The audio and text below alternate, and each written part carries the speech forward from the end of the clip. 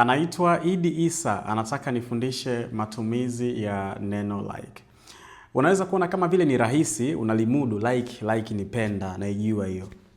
Ambacho ukijui ni kwamba kuna matumizi mawili ya neno like. Matumizi ya kwanza ni pale ambapo unatumia like kuzungumzia kitu ambacho unaenjoy kukifanya. Na unapozungumzia kitu ambacho unaenjoy kukifanya, ukitumia neno like, inabidi mbele ya neno like kuwe na kitenzi ambacho kipo kwenye ing.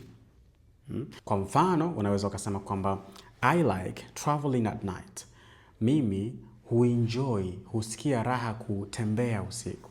Hiyo ni njia ya kwanza ya kutumia neno like. Njia ya pili ni pale ambapo tunatumia neno like kuzungumzia hobby, tabia yetu kwa ujumla, kitu ambacho tunakifanya mara kwa mara. Sasa ukizungumzia hobby au tabia, unatumia like, alafu mbele ya like unaweka to, alafu baada ya to kinafuata kitendo ambacho kipo kwenye base form, kitendo ambacho hakiongezeki chochote wala hakibadiliki. Kwa mfano, unaweza kusema he likes to wake up early in the morning. Ndivyo alivyo, ndiyo tabia yake. Au mfano mwingine unaweza kusema they like to work hard. Hivyo ndivyo alivyo. They are naturally hard-working people.